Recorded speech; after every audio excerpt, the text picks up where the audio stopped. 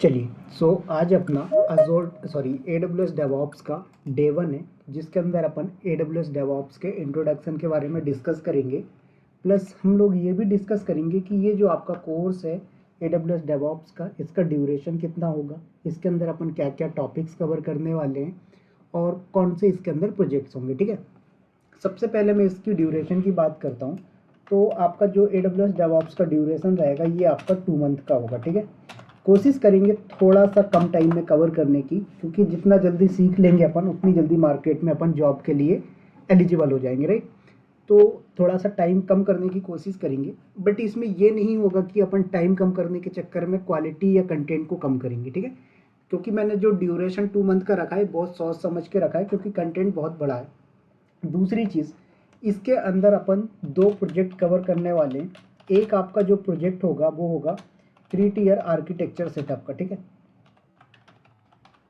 क्या होगा? 3 tier architecture setup.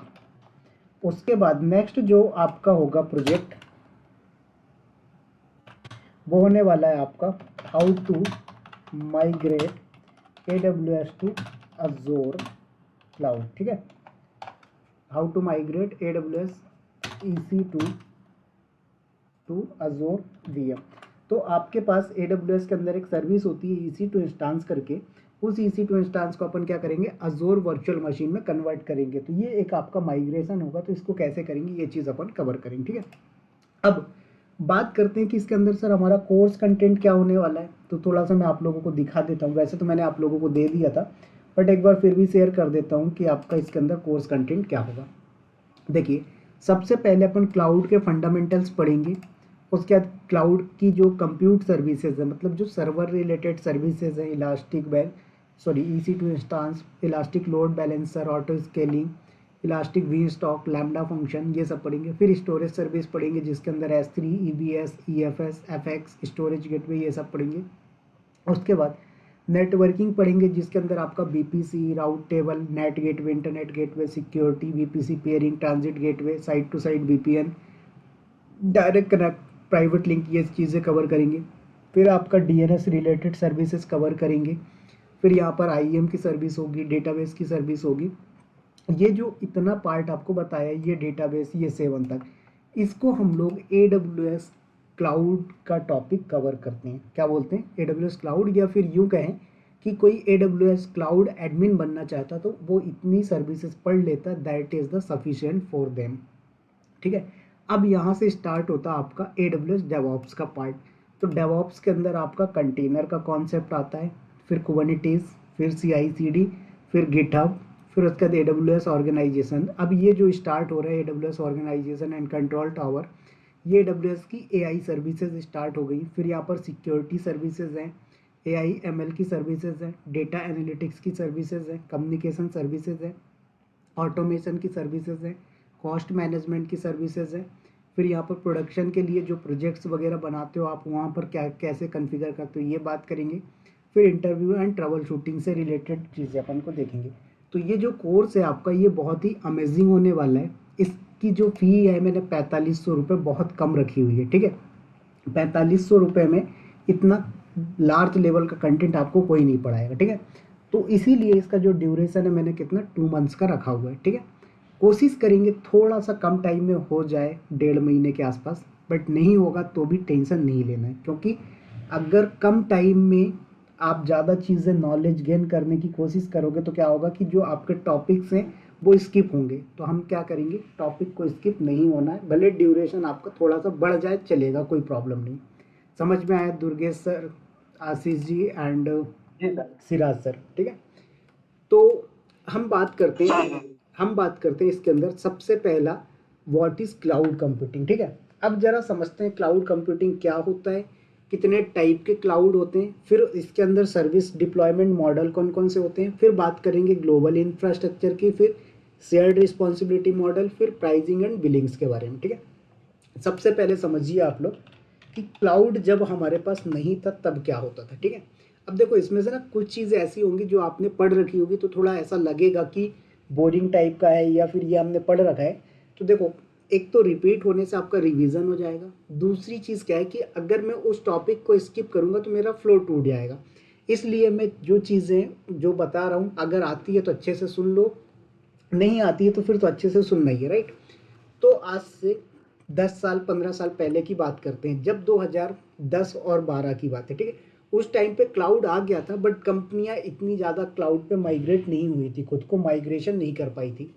तो कंपनियों ने क्या किया था, इनको खुद का सेटअप लगाना होता था। तो सबसे पहले ये क्या करते थे, एक बिल्डिंग या फिर ज़मीन को परचेस करते थे या फिर लीज पे लेते थे, ठीक है। अब ये मैंने बोला क्लाउड विद विवेक नाम का जो ऑर्गेनाइजेशन है, इसकी बिल्डिंग हो गई, ठीक है।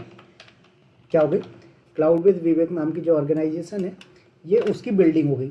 अब इस बिल्डिंग के अंदर आपको पूरा डेटा सेंटर सेटअप करना है। क्या करना है, पूरा डेटा सेंटर सेटअप करना है। अब डेटा सेंटर जो है, इसको कैसे सेटअप किया जाता है ये चीज़ समझते हैं। तो डेटा सेंटर सेटअप करने से पहले मैं आपको दिखाता हूँ कि एक्चुअल में जो डेटा सेंटर होता है वो दिखता कैसा है, ठीक है। तो आपने क्या किया, एक बिल्डिंग परचेज कर ली। अब इस बिल्डिंग के अंदर क्या करोगे, डेटा सेंटर सेटअप करोगे। तो जिस तरीके से मैंने आप लोगों को डायग्राम में दिखाया, इमेज दिखाई जो अपने डेटा सेंटर की इमेज थी, तो वो इमेज का आपने देखा कि किस तरीके से सेटअप होगा। तो ऐसे ही यहाँ पर क्या करोगे, आप रैक लेके आओगे, राइट। तो आपका एक रैक ही हो गया, दूसरा रैक आपने ये फिर सेटअप कर दिया, फिर तीसरा रैक लेके आया आपने, इसके अंदर वापस सेटअप लगा दिया, फिर चौथा रैक लेके आ गए। इस तरीके से आपके पास बहुत सारे रैक आपने रख दिए। अब इन रैक्स के अंदर रैम होगी, आपका ईथरनेट केबल होगा, उसके बाद स्टोरेज होगा, फैन होंगे, कूलिंग सिस्टम होगा, सब कुछ ए टू जेड सेटअप करोगे आप, ठीक है। इस तरीके से आपने सेटअप कर दिया। तो एक रैक के अंदर देख रहे हो आप कितने सारे डिवाइसेस लगा रहे हो, राइट। ग्राफिक्स कार्ड लगाओगे, ए टू जेड हर चीज़ लगानी है यहाँ पर आपको। तो ये आपने पूरा का पूरा सेटअप कर दिया। अब ये जो पूरा A to Z architecture infrastructure setup करोगे, इसको सेटअप करने में बहुत टाइम लग जाता था, महीनों महीनों लग जाते थे, सालों लग जाते थे अगर बड़ा डेटा सेंटर है। तो आपने ये डेटा सेंटर सेटअप किया। अब ये जो डेटा सेंटर आप सेटअप कर रहे हैं, तो पहला इसमें क्या हो गया, आपका टाइम बहुत ज़्यादा जा रहा है। दूसरी चीज़, इसमें कॉस्ट बहुत ज़्यादा जा रही है। कॉस्ट क्यों ज़्यादा जा रही है, क्योंकि आपने जो बिल्डिंग परचेस की है या लीज पे लिया है, इस बिल्डिंग की सिक्योरिटी के लिए आपको क्या करना पड़ेगा, एक सिक्योरिटी गार्ड की ज़रूरत पड़ेगी। क्या करोगे आप, एक सिक्योरिटी गार्ड की ज़रूरत पड़ेगी। इस सिक्योरिटी गार्ड के अलावा आपको यहाँ पर क्या करना पड़ेगा, अपने जो सर्वर्स हैं, इन सर्वर को ठंडा रखने के लिए कूलिंग सिस्टम लगाना पड़ेगा। तो यहाँ पर आपको कूलिंग सिस्टम लगाना पड़ेगा। ये आपका अननेसेसरी कॉस्ट है, क्योंकि आप इसको चला रहे हो खुद का, इसलिए, ठीक है। अब यहाँ पर कूलिंग सिस्टम के अलावा अगर हम बात करें, तो कल को इन हार्डवेयर में, इन सर्वर में कोई प्रॉब्लम आती है, तो ये सारी रिस्पॉन्सिबिलिटीज़ किसकी होंगी, आपकी होंगी। प्लस यहाँ पर क्या करना है आपको, 24/7 जो है तो नेटवर्क होना चाहिए। फिर उसके बाद यहाँ पर 24/7 जो है तो आपका पावर होना चाहिए। तो देखा जाए तो कितनी सारी चीज़ें अननेसेसरी रिस्पॉन्सिबिलिटी बन गई हैं आपके लिए। तो मैंने बोला कि ये सब ए टू जेड जो आपने सेटअप लगाया, इस सेटअप को लगाने में आपको कितना कॉस्ट आ गया सर, 5 CR का आपने इन्वेस्टमेंट कर दिया। अब आपने जो ये आर्किटेक्चर, ये जो इंफ्रास्ट्रक्चर आपने सेटअप किया है, इसमें आप कोई ना कोई एप्लीकेशन तो ज़रूर रन करोगे, राइट। तो मैंने बोला कि चलिए मैं मान लेता हूँ कि XYZ ऐप मैंने बना लिया, राइट। ये मेरा क्लाइंट है, जो मैंने XYZ ऐप बनाया, ये मेरा क्लाइंट है। इस क्लाइंट के लिए मैंने एप्लीकेशन बनाया, डेवलपर से सारा कुछ काम करवाया, और इस XYZ कंपनी के साथ मेरा एक एग्रीमेंट साइन हो गया। क्या हो गया, एक एग्रीमेंट साइन हो गया। उस एग्रीमेंट में इन्होंने क्या लिखा हुआ है, हम आपको 1 साल में 1 CR पे करेंगे। कितना पे करेंगे, 1 CR पे करेंगे। इस 1 CR का जो अमाउंट है, उसमें आपका server, application designing, building, security, A to Z सब आपको देखना है। कंपनी ने बोला अच्छी बात है, कोई बात नहीं। हमने 5 CR का सर्वर सेटअप किया है, जिसमें से हम 20-30 लाख की सैलरी डिस्ट्रीब्यूट कर देंगे एम्प्लॉयज़ को, फिर भी हमारे पास सीधा सीधा कितना, 70 लाख का प्रॉफिट हो रहा है, ठीक है। अब ये कंपनी के लिए तो बहुत अच्छी अपॉर्चुनिटी है, लेकिन कल को XYZ की जो एग्रीमेंट है, उसमें ये भी लिखा है कि अगर आपकी कंपनी हमारे एप्लीकेशन को ऑलवेज अप नहीं रख सकती, मतलब अगर कभी सर्वर डाउन ज़्यादा दे रहे हो आप, बार बार हमारी एप्लीकेशन डाउन हो रही है, तो हम इस एग्रीमेंट को बीच में ख़त्म भी कर सकते हैं। बात आई समझ में। दूसरी चीज़, कल को ये चीज़ की भी गारंटी नहीं कि 1 साल के बाद ये जो आपकी XYZ कंपनी है आपके लिए या आपके साथ ही काम करे। हो सकता है कि इसको कोई दूसरा क्लाइंट मिल जाए, वो बोल दे कि भाई मैं आपसे 1 करोड़ नहीं लूँगा, 90 लाख रुपए लूँगा, तब भी तो 10 लाख XYZ कंपनी के बच रहे हैं। ये बोलेगा भाई सर्वर मैनेज आप भी कर रहे थे, वो भी कर रहा है, एप्लीकेशन आप भी बना के रन करवा रहे थे, ये भी करवा रहा है। तो XYZ तो डेफिनेटली जो सस्ता क्लाइंट मिलेगा, सस्ता वेंडर मिलेगा, XYZ कंपनी उसके पास चली जाएगी। अब कल को क्लाउड विद विवेक ऑर्गेनाइजेशन ने क्या बोला कि यार क्लाइंट तो हाथ से चला गया है, अब हम क्या करें? तो अब हम हमारी सेल्स टीम को, मार्केटिंग टीम को बोलेंगे नया क्लाइंट लेके आओ। अब ये क्लाइंट ढूंढने निकल गए, इनको क्लाइंट मिल गया तो वेल एंड गुड, क्लाइंट नहीं मिला फिर क्या करेंगे? तो कंपनी तो भाई 2 महीने, 4 महीने, 6 महीने, 1 साल तक टाइम देगी, ठीक है। 1 साल में अगर कुछ भी रिजल्ट नहीं आता है या कोई क्लाइंट नहीं मिलता है, 1 साल के बाद क्या करना पड़ेगा? कंपनी को करना पड़ेगा बंद। अब जब आप कंपनी को बंद करोगे तो 5 CR में से आपके पास 70 लाख बचे थे, 4 करोड़ 30 लाख का फिर भी अभी लॉस है, ठीक है।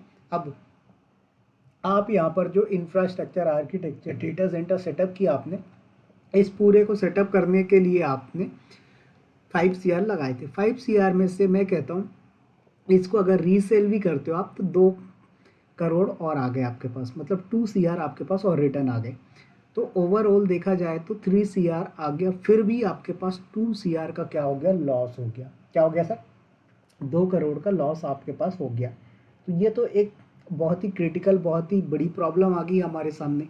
तो इस प्रॉब्लम को सॉल्व करने के लिए बड़े बड़े साइंटिस्ट और बड़े बड़े इंजीनियर्स मार्केट में बैठे हुए हैं हर प्रॉब्लम का सॉल्यूशन निकालने के लिए। जब लोगों ने देखा कि भाई लोग रास्ता भटक जाते हैं, तभी जाके गूगल मैप का इन्वेंशन हुआ, ठीक है। जब लोगों को पता चला कि कार बुक करने के लिए लोगों को दुकान दुकान में जाके पता करना पड़ता है, तब जाके ओला उबर का आइडियाज़ मार्केट में आया। तो इसी तरीके से मार्केट में जो बड़े बड़े साइंटिस्ट और इंजीनियर बैठे, उन्होंने भी इस प्रॉब्लम को देखा कि यार हमारे जो छोटे इंजीनियर्स हैं या जो छोटे लोग हैं, मतलब जो फाइनेंशियली ज़्यादा स्ट्रॉन्ग नहीं है, उनके पास ऐसे आइडियाज़ होते हैं, वो स्टार्टअप तो करना चाहते हैं बट कर नहीं पाते ड्यू टू फाइनेंशियल इशू। इन्होंने बोला ऐसा कुछ ऑप्शन लेके आए जो रेंट पे दे दे। तो इन्होंने क्या बोला कि मार्केट में हम एक क्लाउड कंप्यूटिंग नाम का कॉन्सेप्ट लॉन्च करते हैं। तो इन्होंने क्या बोला कि जो बड़े बड़े ऑर्गेनाइजेशन हैं उनको बोला कि आप अपने लिए डेटा सेंटर तो लगा ही रहे हो, जैसे आपका HP हो गया, IBM हो गया और कैपजेमिनी हो गया, बहुत बड़ी बड़ी कंपनीज हैं, ये लोग सभी के खुद के डेटा सेंटर्स होते हैं।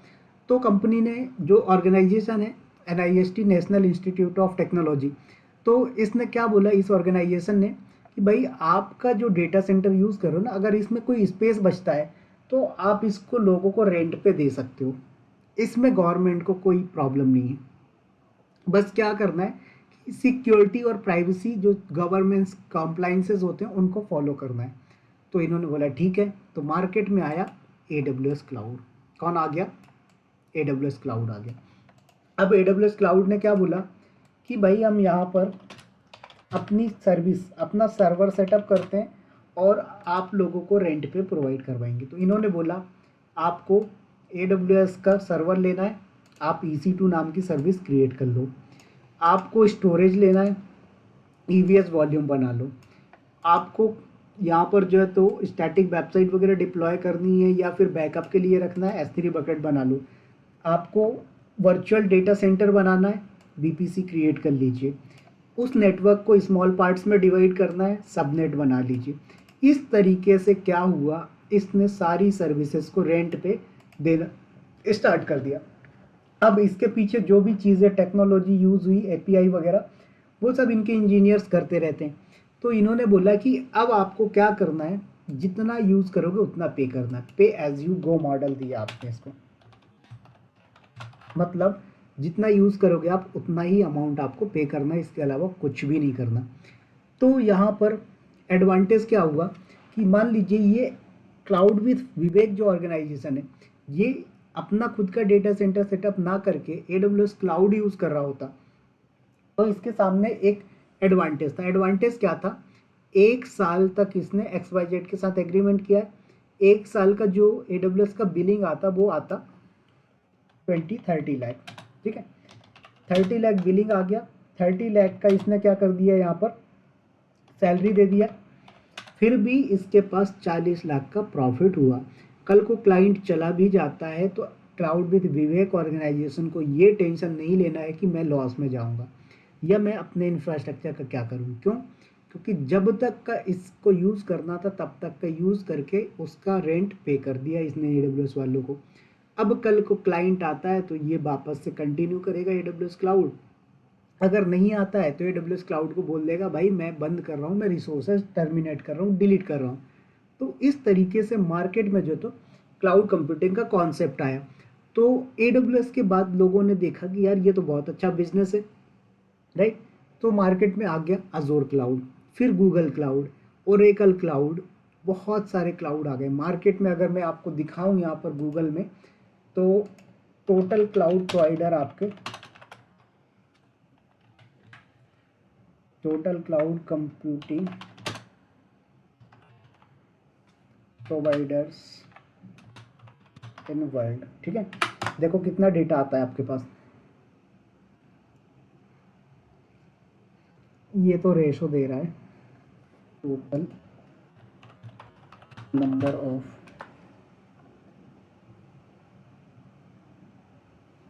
एक मिनट ये गलत दे रहा है।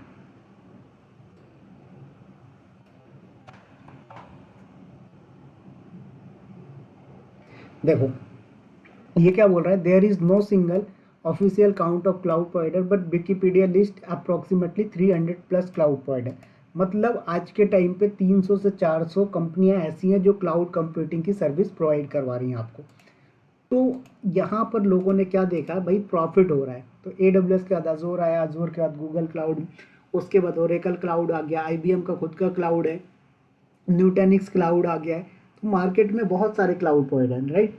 अब इसमें से बात करें अगर हम कि कौन सा क्लाउड प्रोवाइडर बेस्ट है, राइट। तो देखो यहाँ पर आपके पास AWS क्लाउड जो है इसने 30% मार्केट को कैप्चर किया हुआ है, ठीक है। 20% अजोर ने किया हुआ है, 10% GCP ने किया हुआ है और रेस्ट जो 50% है वो अदर क्लाउड प्रोवाइडर ने किया, ठीक है।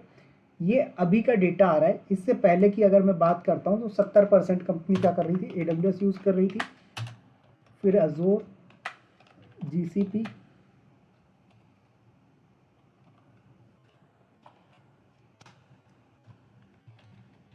ओके। तो ये आपका GCP हो गया, उसके बाद ये अदर्स का होगा, ठीक है। तो इतना जो रेशो था ये आपका। अब बात आती है कि भाई जब आपका सबसे ज़्यादा पॉपुलर कौन है, AWS क्लाउड है, तो हमें AWS क्लाउड पढ़ना चाहिए, राइट। तो हम AWS क्लाउड तो पढ़ ही रहे हैं। अब यहाँ पर एक क्वेश्चन फिर आता है कि सर मार्केट में ना आजकल लोग जॉब को लेकर बहुत परेशान हैं। कहते हैं भाई हमने पढ़ तो लिया बट कॉल्स नहीं आ रहे। अब इसके जो इंटरव्यू के कॉल्स नहीं आने के रीज़न क्या होते हैं, देखो सबसे पहले तो आपको स्किल्स आनी चाहिए। अब स्किल्स के अंदर आता है कि सर क्या क्या सीखें। तो देखो आपको यहाँ पर लिनक्स पढ़ना पड़ेगा, AWS और अजोर, दो क्लाउड आपको पढ़ने पड़ेंगे। उसके बाद आपको टेराफॉर्म का नॉलेज होना चाहिए, उसके बाद डॉकर का नॉलेज होना चाहिए, कुबरनेटिस का नॉलेज होना चाहिए, एनसिबल, गिटहब, चैम्पियंस, उसके बाद AI, ठीक है। इतनी नॉलेज होनी चाहिए। अब बात करते हैं सर इस सब चीज़ों को पढ़ने के लिए कितना टाइम लगता है। तो इन सारी चीज़ों को अगर आप पढ़ने बैठोगे तो आपका 4-5 मंथ लग जाएगा, ठीक है। तो बात आती है सर 4-5 मंथ तो काफ़ी लंबा ड्यूरेशन हो जाएगा, राइट। तो आपको ड्यूरेशन से डरना नहीं है, टाइम देना पड़ेगा, ठीक। अब बात आती है कि ये जो हमने डिस्कस किया इसको हम बोलते हैं ओपन सोर्स डेवऑप्स। क्या बोलते हैं सर? Open source DevOps. ये सभी को पता था या नहीं पता था, बताइए मुझे कि ओपन सोर्स डेवऑप्स। हाँ बोलिए बोलिए बोलिए। सॉरी,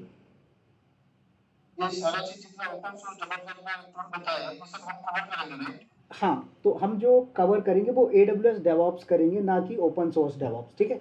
वही चीज़ मैं आपको बता रहा हूँ कि ओपन सोर्स डेवऑप्स और AWS डेवऑप्स और अज़ूर डेवऑप्स में क्या डिफरेंस होता है, ठीक है। तो अब समझिएगा इसको कि जो आपका ओपन सोर्स डेवऑप्स है ये आप करोगे तो इसको करने में बहुत ज़्यादा टाइम लगता है, ठीक है। अब दूसरी चीज़ क्या आती है कि बहुत सारी मार्केट में कंपनीज ऐसी हैं जो कहती हैं कि AWS डेवऑप्स सीख के आइए, आप अजोर डेवऑप्स सीख के आइए। तो लोगों को ना यही कन्फ्यूज़न रहता है कि ओपन सोर्स डेवऑप्स क्या है, अजोर डेवऑप्स क्या है, AWS डेवऑप्स क्या है, ठीक है। अब समझना ध्यान से, देखो लिनक्स तो आपको आना ही चाहिए अगर AWS डेवऑप्स पढ़ रहे हो तो, ठीक है। क्या कर रहे हो, AWS डेवऑप्स पढ़ रहे हो तो आपको लिनक्स तो आना ही चाहिए। उसके बाद AWS पढ़ रहे हो तो डेफिनेटली AWS क्लाउड आना चाहिए। फिर टेराफॉर्म के बदले क्लाउड फॉर्मेशन आप यूज़ करते हैं। यहाँ पर क्या करते हैं, क्लाउड फॉर्मेशन।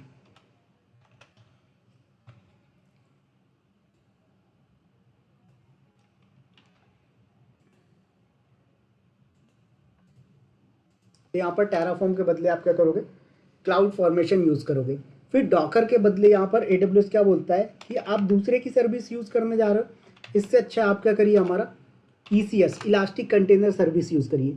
उसके बाद यहाँ पर AWS बोलता है कि आपको कुबरनेटिस यूज़ करना है, आप ओपन सोर्स पे क्यों जा रहे हो, हमारा कुबरनेटिस यूज़ करिए, EKS यूज़ करिए।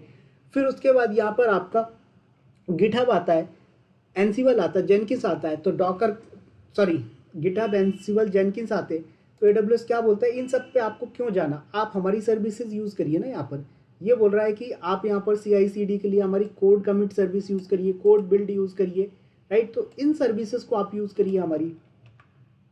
तो यहाँ पर आपको ये सर्विसेज यूज़ करनी है। तो मैं इनको थोड़ा सा ना छोटा कर देता हूँ, तो इतना इनको पढ़िए आप। उसके बाद यहाँ पर आएंगे तो ये बोलता है कि भाई आपको गिटहब इंटीग्रेशन करना है तो आप गिटहब एक्शन यूज़ कर सकते हो, राइट। या फिर नहीं भी करना है तो आप हमारी कोड कमिट को यूज़ कर सकते हो। फिर यहाँ पर आपके ये मॉनिटरिंग वगैरह के लिए जो आपके प्रोमिसेस ग्राफाना यूज़ होते हैं, AWS बोलता है मेरा cloud watch, cloud trail use करो, एक्सरे यूज़ करिए, AWS कॉन्फ़िग यूज़ करिए। सिक्योरिटी के लिए आप मैबेन वगैरह यूज़ करते हैं तो बोलता है कि वहाँ पर मत जाओ, AWS शील्ड यूज़ करो, बैफ यूज़ करो, गार्ड ड्यूटी, इंस्पेक्टर, ये सब यूज़ करिए। क्यों जाना है आपको किसी थर्ड पार्टी पे। तो ये जो चीज़ें होती हैं ये आपका पूरा का पूरा AWS डेवऑप्स का पार्ट होता है। समझ में आया सभी को?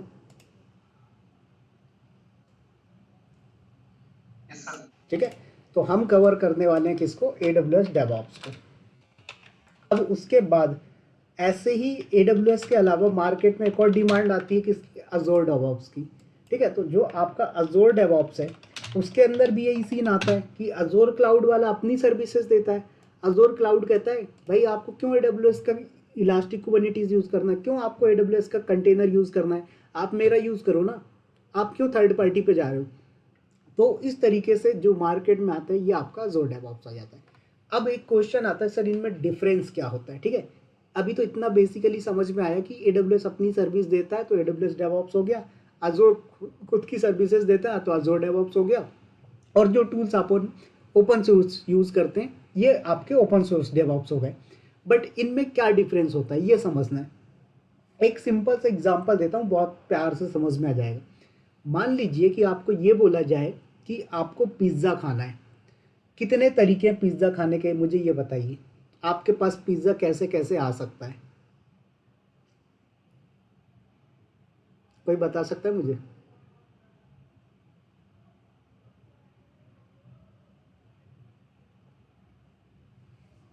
आशीष जी, सिराज सर, दुर्गेश सर, कोई बता सकता है मुझे कैसे आ सकता है पिज़्ज़ा आपके पास, अगर आपको पिज़्ज़ा खाने का मन है तो? ऑनलाइन ऑर्डर करके हिसाब से खरीद के सब बना के। वेरी गुड, बिल्कुल। तो देखो पहला तरीका क्या है कि आप ऑनलाइन ऑर्डर कर सकते हो। दूसरा क्या है, आप शॉप में जाओ और वहाँ से लेके आ जाओ। तीसरा ऑप्शन क्या होता है, आप खुद बना लो। ठीक है, तो यहाँ पर जो आपका ओपन सोर्स डेवऑप्स है ये खुद से बनाने का तरीका होता है। क्या होता है, खुद से बनाने का तरीका। दैट मीन्स कि मार्केट में आपको टूल्स फ्री में मिल जाते हैं, उन टूल्स को आप अपने तरीके से मॉडिफाई करिए, सेटअप करिए, यूज़ करिए। दूसरा तरीका क्या है कि आप ऑर्डर कर लीजिए पिज़्ज़ा को एप्लीकेशन से। अब क्या होगा कि अगर आप खुद से बनाओगे तो आपको पता है कितनी देर उसको मशीन पे रखना है, क्या क्या मसाले डालने हैं, क्या क्या चीज़ें लगती है उसको बनाने में, सब पता है। दैट मीन्स कि कल को आप बहुत ईजी तरीके से पिज़्ज़ा खा सकते हो।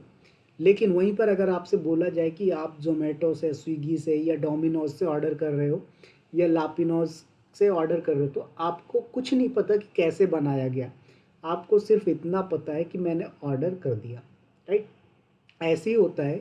AWS क्या बोलता है, भाई आप यहाँ पर डॉकर यूज़ करोगे ना, पहले तो आपको डॉकर इंस्टॉल करने में ही 1 घंटे 2 घंटे लग जाएंगे, कुबरनेटिस का सेटअप करने में ही हफ्तों लगा दोगे आप। तो AWS कहता है वहाँ क्यों जा रहे हो आप, मेरे पास आओ ना, मैं आपको 2 मिनट के अंदर इलास्टिक कंटेनर सर्विस दूंगा। कुबरनेटिस लेना, 2 मिनट के अंदर आपको क्लस्टर बना के दे दूंगा। उसके बाद यहाँ पर कुबरनेटिस ओपन सोर्स में आओगे, इसके अंदर आपको मास्टर नोड वर्कर नोड का कॉन्सेप्ट मिलता है। AWS बोलता है भाई मुझे यहाँ पर मास्टर नोड मैं आपको नहीं दूंगा, क्योंकि मैं रिस्पॉन्सिबल हूँ, आपको मास्टर नोड की जरूरत ही नहीं है, आपको यहाँ पर वर्कर नोड मिलेंगे जिन पे आपका वर्क डिस्ट्रीब्यूट होगा। तो इस तरीके से जो है ओपन सोर्स में चीज़ें सब पता चल जाएंगी आपको A to Z, but time बहुत लगेगा इसको करने में। तो कंपनियां इसलिए AWS डेवऑप्स, अज़ोर डेवऑप्स को प्रायोरिटी देने लगी हैं। समझ में आ गया सभी को? छोटा सा चीज है। हाँ बोलिए। बिल्कुल।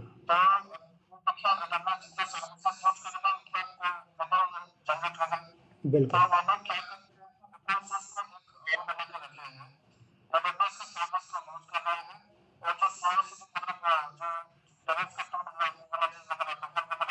हम्म। हाँ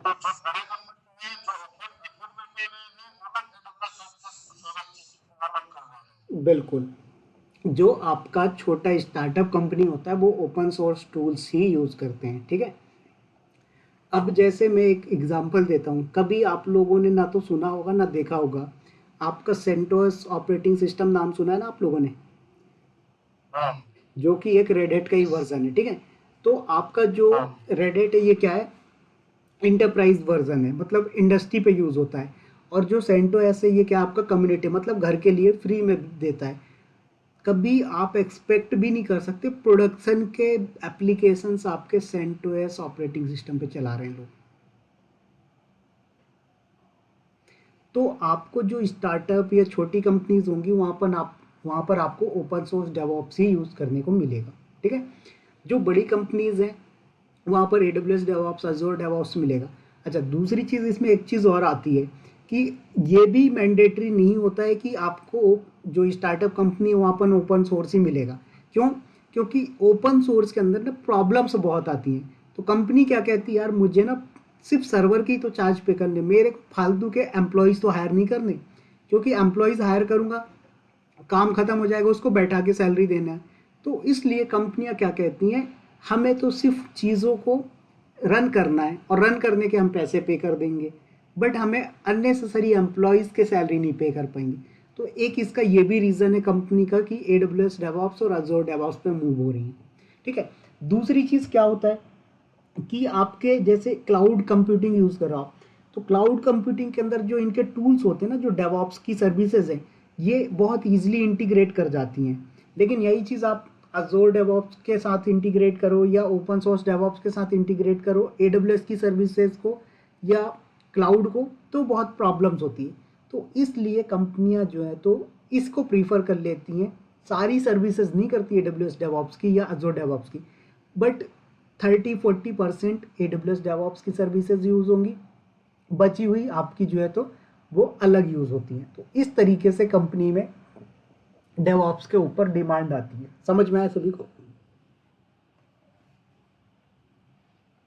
इतना क्लियर हुआ सभी को? चलिए नेक्स्ट आते हैं। यहाँ पर अपन ने बात किया क्लाउड कंप्यूटिंग क्या होता है, मार्केट में क्यों आया था, राइट। अब नेक्स्ट यहाँ पर हम बात करते हैं इसके बारे में कि जो हमारे पास क्लाउड कंप्यूटिंग है इसके कुछ कैरेक्टरिस्टिक्स हैं। पहला कैरेक्टरिस्टिक क्या होता है, on demand self service. On demand self service का मतलब क्या होता है कि आप खुद से चीज़ों को ले लीजिए और कॉन्फ़िगर करके यूज़ करना स्टार्ट कर दीजिए, ठीक है। दूसरा ब्रॉड नेटवर्क एक्सेस, मतलब आपकी जो AWS की सर्विसेज हैं वो ऑल ओवर दी वर्ल्ड, या अज़ोर की सर्विसेज है वो all over the world accessible हैं। तो आपके जो डेटा सेंटर्स हैं वो ईजिली एक जगह से दूसरे जगह पे कॉपी किए जा सकते हैं। एक एग्जांपल देता हूँ मैं आप लोगों को कि मान लीजिए आपने एक बिजनेस स्टार्ट किया। आपने बिजनेस स्टार्ट कहाँ से किया? इंडिया से किया। अब आपने देखा कि उसकी डिमांड ना इंडिया के बाहर भी बढ़ गई, अमेरिका में चले गए, कनाडा में चले गए। अब आप क्या करोगे? सर्वर की तो कॉस्ट आपको, सॉरी सर्वर की कॉस्ट बोलो, सर्वर की कैपेसिटी तो आपको इंक्रीज करनी पड़ेगी। अब सर्वर की कैपेसिटी इंक्रीज करना कोई बड़ी बात नहीं है, क्योंकि भाई बिजनेस भी तो आ रहा है, पैसे भी तो कमा रहे हो, तो आप सर्वर की कैपेसिटी इंक्रीज करोगे। अब आप क्या करोगे? अगर इंडिया में सर्वर की कैपेसिटी इंक्रीज कर रहे हो तो भाई आपके यूज़र को लेटेंसी का पंगा आएगा, राइट? स्पीड फास्ट नहीं मिलेगी। तो आप क्या करोगे? आप बोलोगे हमें क्या करना है, डेटा सेंटर यूज़र के पास लगा देते। भाई सेटअप ही तो करना है, इंडिया में लगाएंगे तो भी उतने पैसे लग रहे हैं, इंडिया के बाहर जहाँ पर यूज़र बैठा वहाँ लगा रहे हैं तो भी उतने पैसे लग रहे हैं। तो क्या बोलोगे आप कि वहाँ लगाओ ना जहाँ यूज़र बैठा है, जिससे उसको स्पीड फास्ट मिलेगी। तो आप क्या करोगे? अगर फिजिकल सेटअप करोगे तो ये तो आपके लिए बहुत कॉस्टली पड़ेगा। तो AWS या अजोर क्लाउड या गूगल क्लाउड यूज़ करो। आप उसके रीजन को चेंज कर दीजिए, मुंबई रीजन से आप चले जाइए नॉर्दर्न वर्जीनिया पे, नॉर्दर्न कैलिफोर्निया में। ऐसे ही अजोर के अंदर सेंट्रल इंडिया से चले जाइए आप ईस्ट यूएस में, वेस्ट यूएस में। तो इस तरीके से आप इजीली एक जगह से दूसरे जगह मूव हो सकते हो।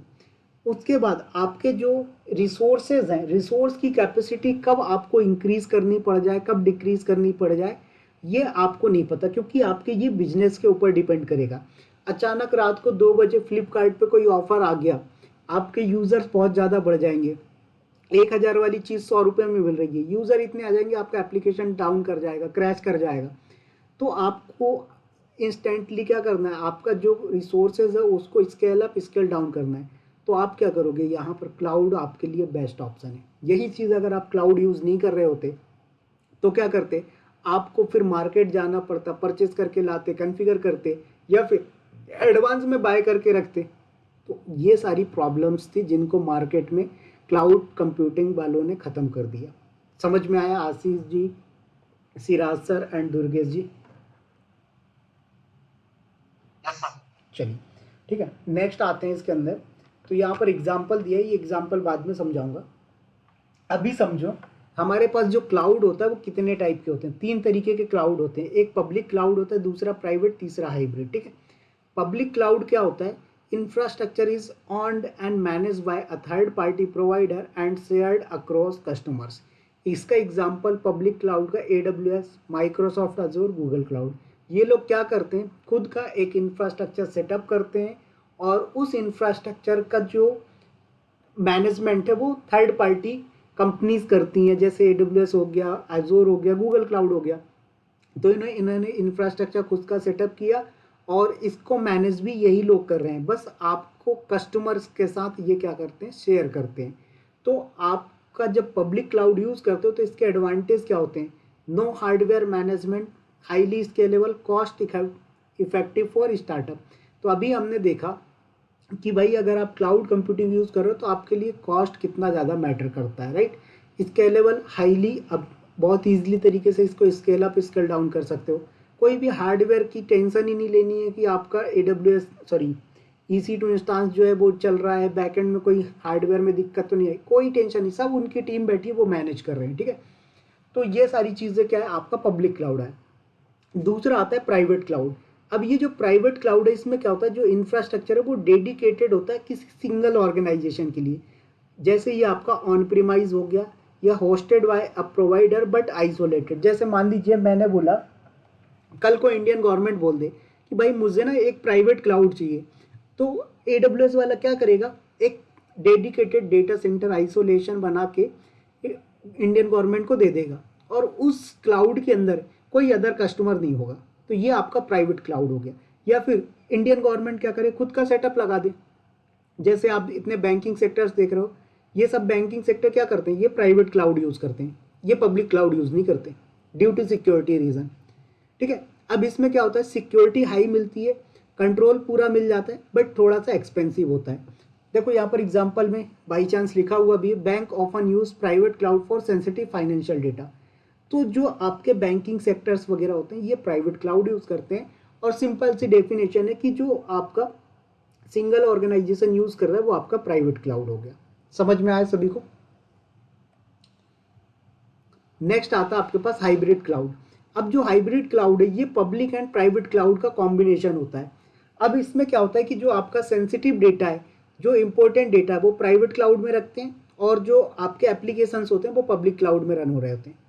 तो सेंसिटिव डेटा प्राइवेट क्लाउड में, एप्लीकेशन पब्लिक क्लाउड में। तो इस तरीके से जो है तो आपका हाइब्रिड क्लाउड का कॉम्बिनेशन हो जाता है।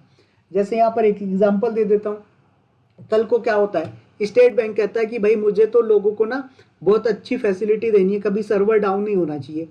तो क्या करेगा, तो स्टेट बैंक वाला बोलेगा कि भाई मेरे जो यूजर के बैंक डिटेल्स हैं, जो इन्फॉर्मेशन है, डेटाबेस वगैरह वो कहाँ रख दो, डेटाबेस को प्राइवेट क्लाउड में रख दो, और जो यूजर डैशबोर्ड इंटरफेस वगैरह वो सब कहाँ पर कर दो, आप पब्लिक क्लाउड में कर दो।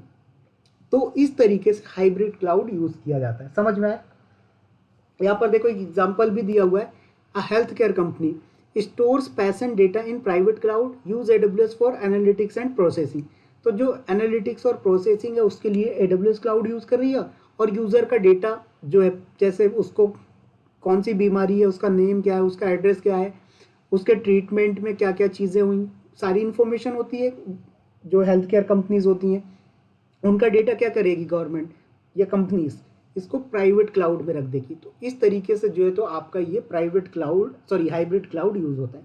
समझ में आया? यस और नो? अब नेक्स्ट आता है आपके पास सर्विस मॉडल। IaaS, PaaS और SaaS, ये तीनों चीज़ों को समझना बहुत अच्छे से, बहुत ही इंपॉर्टेंट है। IaaS का मतलब होता है infrastructure as a service, PaaS का मतलब होता है platform as a service, SaaS का मतलब होता है सॉफ्टवेयर एज अ सर्विस। अब जो IaaS है, infrastructure as a service, PaaS platform as a service, SaaS software as a service, इनमें क्या होता है देखो, यहाँ पर आ जाइए वापस क्लाउड पे। अब IaaS infrastructure as a service है, इसमें क्या होगा, आपने बोला कि भाई मुझे एक वर्चुअल मशीन चाहिए, मतलब EC2 इंस्टांस चाहिए। AWS क्या बोलेगा, आ जाओ मेरे AWS कंसोल पे और यहाँ पर आप क्या करिए, एक EC2 इंस्टांस क्रिएट कर लीजिए और आप इसको यूज कर लीजिए। ठीक है। अब आपने बोला भाई EC2 इंस्टांस बस से मेरा काम थोड़ी होगा, मुझे तो स्टोरेज की भी रिक्वायर्ड है। तो AWS क्या बोलेगा, मैं दे तो रहा हूँ EBS, आप बोलोगे चलो ठीक है इसको भी क्रिएट कर लीजिए। कल को आपने क्या बोला, मुझे इसका बैकअप भी तो रखना है, AWS क्या बोल रहा है, S3 बकेट यूज कर लीजिए। आपने बोला ठीक है यूज कर लेते हैं। अब लेकिन पंगा क्या आएगा, आपका जो एप्लीकेशन है वो कहाँ पर रन हो रहा है, EC2 इंस्टांस के अंदर। डेटा कहाँ स्टोर हो रहा है, EBS के अंदर। बैकअप कहाँ जा रहा है, S3 बकेट के अंदर।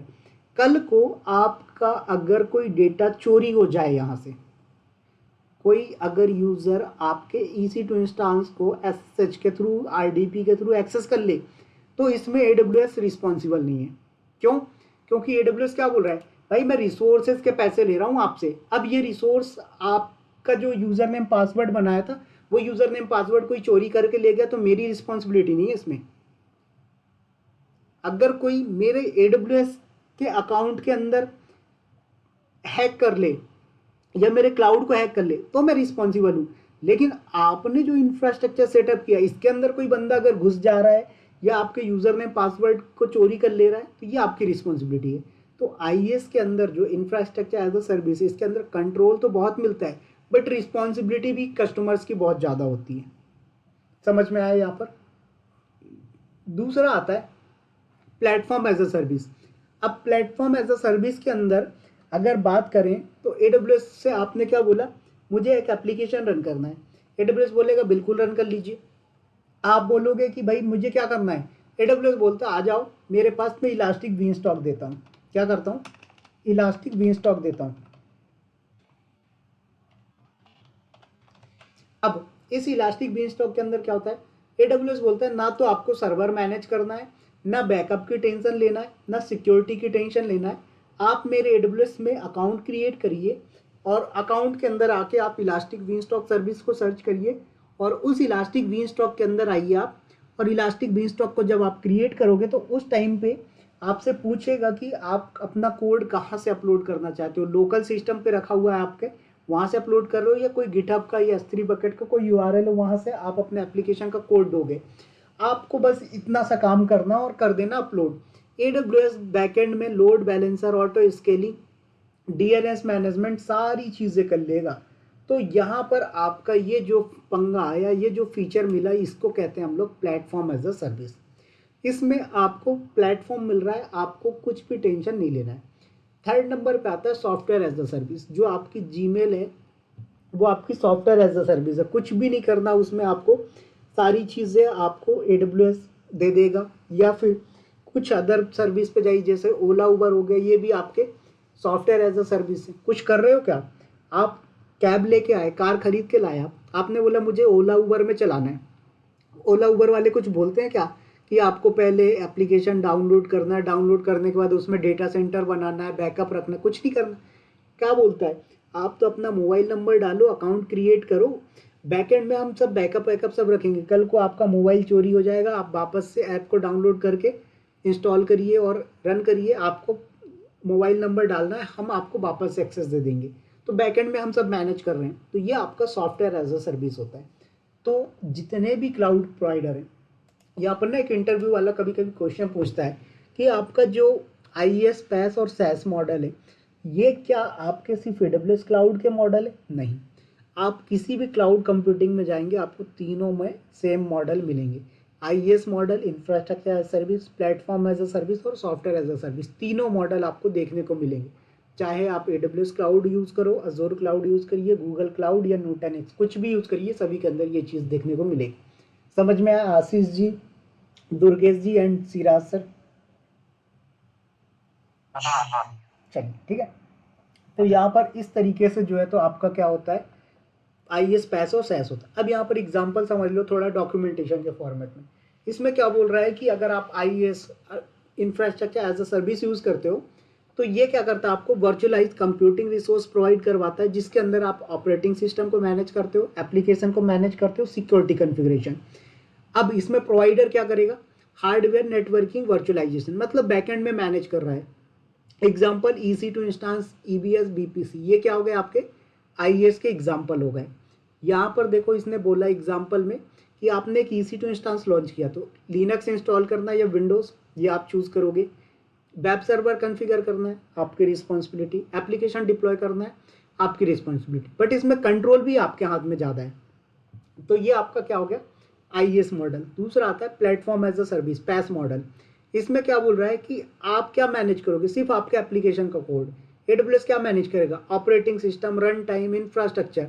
एग्जाम्पल के लिए AWS लैम्बडा, इलास्टिक बीनस्टॉक। यहाँ पर सिनारियो समझो कि आपने अपना एप्लीकेशन का कोड अपलोड किया इलास्टिक बीनस्टॉक पे, AWS स्केलिंग हैंडल कर रहा है, लोड बैलेंसिंग हैंडल कर रहा है, आपके ऑपरेटिंग सिस्टम के अंदर पैच अपडेट आ रहा है, कुछ अपडेट आ रहे हैं, वो सब कौन मैनेज कर रहा है, AWS। तो ये आपका एग्जाम्पल कौन सा हो गया, platform as a service. Third number पे आता है आपका सॉफ्टवेयर एज अ सर्विस। जो सॉफ्टवेयर एज अ सर्विस है, इसमें क्या है, आपके सॉफ्टवेयर एज अ सर्विस के अंदर सारा कुछ AWS मैनेज कर रहा होता है, सिर्फ आप यूज़ करते हैं इंटरनेट का यूज़ करके, मतलब इंटरनेट से एक्सेस कर रहे हो। एग्जाम्पल लिए जीमेल, ड्रॉपबॉक्स, सेल्सफोर्स, ये सारी चीज़ें जो हैं आपके क्या हो गए एग्जाम्पल के लिए सॉफ्टवेयर एज अ सर्विस हो गए। समझ में आए।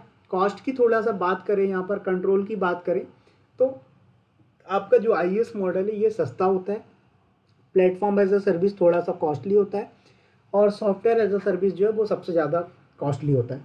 तो इस तरीके से जो है तो आपका यहाँ पर प्राइसिंग का भी मैटर करता है, बट रिस्पॉन्सिबिलिटीज़ भी आपकी कम हो जाती हैं। समझ में आया।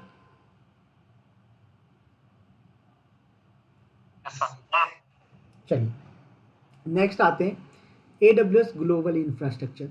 अब AWS ग्लोबल इंफ्रास्ट्रक्चर की बात करें अगर, तो ये क्या बोलता है कि आपकी जो AWS की सर्विसेज है ना, लो लेटेंसी और हाई अवेलेबिलिटी प्रोवाइड करवाने के लिए AWS सारे रीजन्स, मतलब इंडिया के बाहर जहाँ भी सभी जगह पे इन्होंने क्या कर रखे, मल्टीपल डेटा सेंटर लगा रखे।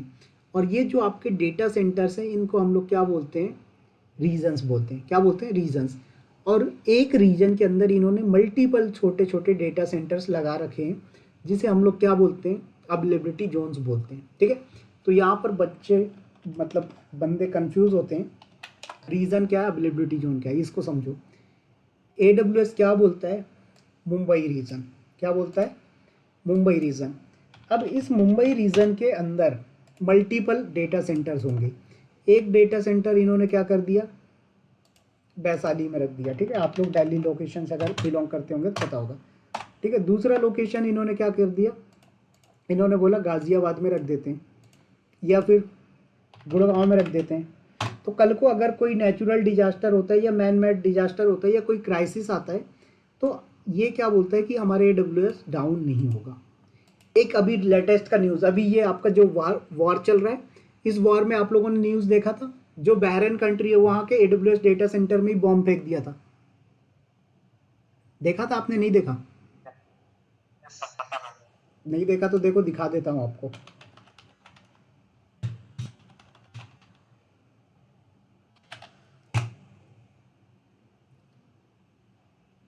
देखो बोल रहा है Iranian drone strike in early 2026 targeted and damaged AWS data center in Bahrain and the UAE। ठीक है, यहाँ पर आप जाओगे, ये आपको रेडिट के अंदर ये सब चीज़ें मिल जाएगी। यहाँ पर जाओगे, देखो कितनी सारी न्यूज़ पढ़े, 1 मंथ पहले की बात है ये। तो आपका इस तरीके से, तो AWS क्या बोलता है, कल को ऐसा कहीं भी होगा तो मेरे पास बैकअप है, क्योंकि भाई मैं आपको 99.99 मतलब 11 नाइन्स की गारंटी देता हूँ, ठीक है। तो ये चीज़, तो आपका जो रीज़न होता है वो एक जोग्राफिकल एरिया या जोग्राफिकल लोकेशन का नेम होता है, और जो आपके अवेलेबिलिटी जोन्स होते हैं, ये अवेलेबिलिटी जोन्स आपके फिजिकल डेटा सेंटर्स होते हैं। चलिए इसको आपको एक एग्जांपल दिखा ही देता हूँ। मैं AWS अकाउंट जरा लॉग इन करता हूँ।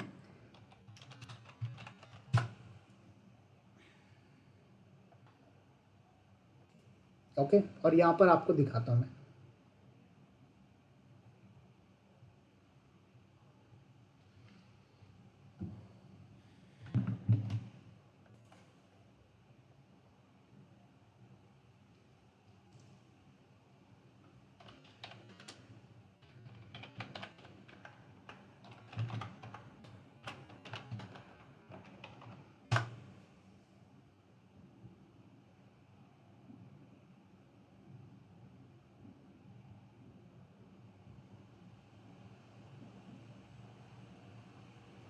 आ गए? यहाँ पर आ जाइए आप किसी रीजन के अंदर, ठीक है।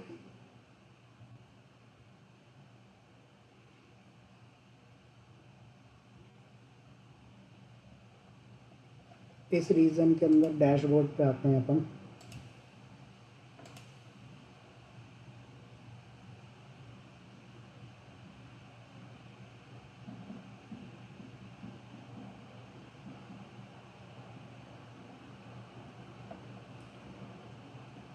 देखो तो ये आपके पास जो आ रहे हैं, ये अवेलेबिलिटी जोन्स जो हैं, इनको हम लोग क्या बोलते हैं, फिजिकल डेटा सेंटर्स बोलते हैं। तो आपके एक रीजन के अंदर मल्टीपल फिजिकल डेटा सेंटर्स आपको देखने को मिल जाते हैं, ठीक है। उसके बाद यहाँ पर आप आएंगे थोड़ा सा मैनेज रीजन के अंदर।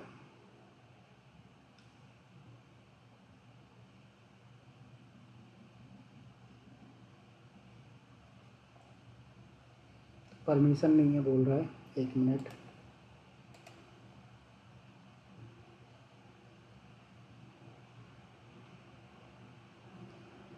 चलिए तो यहाँ पर देखो, इस पे रीजन पे क्लिक करना है। यहाँ पर एक सेकंड लोड हो जाने दीजिए। यहाँ पर ये मैनेज लोकल जोन्स आ रहा है, इस पर क्लिक करोगे तो आपको ये डैशबोर्ड पे लेके आएगा। देखो अब आपको बता रहा है कि आपका जो AP साउथ 1 है, ये आपका कौन सा रीजन है, मुंबई रीजन है। तो मुंबई रीजन में आपका जो डेटा सेंटर कहाँ लगा हुआ है, एक कोलकाता पे रखा है इसने, दिल्ली पे रखा हुआ है, ठीक है। ऐसे ही आप फिलीपींस पे देखने को मिल जाएगा आपको, ऑस्ट्रेलिया। तो यहाँ पर आप देख सकते हो कि एक रीजन के अंदर कौन कौन सी सिटी में इन्होंने अपने डेटा सेंटर रखे हुए हैं, समझ में आए। तो आपका जो ये सिटी के नेम है, ये आपके अवेलेबिलिटी जोन्स हैं, और जो रीजन है जैसे मुंबई रीजन, हैदराबाद रीजन, ये आपके रीजन्स होते हैं, समझ में आए।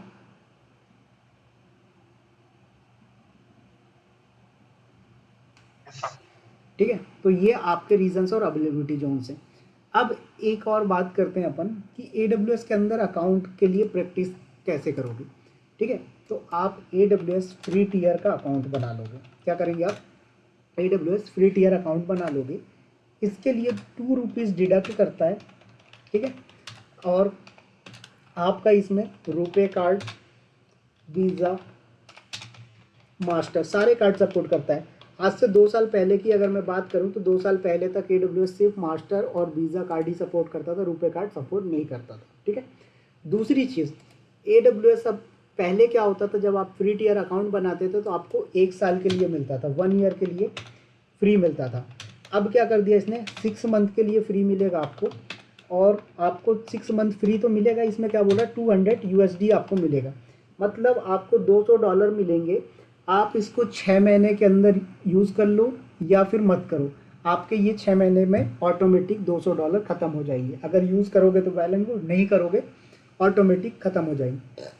आपको जब अकाउंट क्रिएट करना है तो उसके लिए आपको करना क्या है, आपके पास एक रुपे कार्ड हो, डी या वीज़ा या मास्टर कार्ड होना चाहिए, और प्लस आपने कभी मेक श्योर कि जो मोबाइल नंबर और मेल आईडी यूज़ करो उससे कभी आपने AWS का अकाउंट क्रिएट ना किया हो, ठीक है। क्योंकि आपने अगर पहले यूज़ कर लिया तो AWS के डेटाबेस में वो इन्फॉर्मेशन होती है और AWS आपके अकाउंट को तुरंत ब्लॉक कर देता है, ठीक है। अगर आपने बना रखा है पहले तो मम्मी के, पापा के, किसी कजिन, किसी भाई, किसी XYZ के मोबाइल नंबर और मेल आईडी से अकाउंट बना लेना।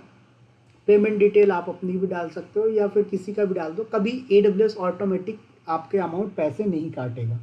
और वैसे $200 बहुत होते हैं, मैं तो अभी तक यूज़ नहीं कर पाया था, मेरा ऑटोमेटिक लैप्स हो गया था, क्योंकि जितनी सर्विसेज है सब आपके फ्री टियर की है, कुछ ही सर्विसेज है जो आपकी पेड होती हैं, समझ में आए। तो यहाँ पर प्रैक्टिस करने के लिए आपको क्या करना है, AWS का अकाउंट जरूर क्रिएट करना है। तो आई होप कि सभी को AWS अकाउंट क्रिएट करना आता होगा, ऐसा तो कोई नहीं है जिसको अकाउंट क्रिएट करना ना आता हो। दुर्गेश जी, आशीष जी, सिराज सर, आता है ना। चलिए, ओके, ठीक है।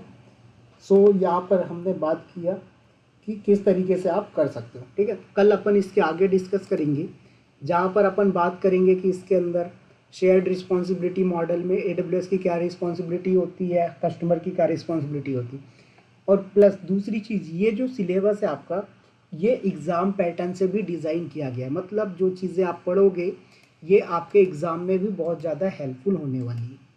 समझ में आया आशीष जी, सिराज सर एंड दुर्गेश जी। चलिए, so have a good night to all of you.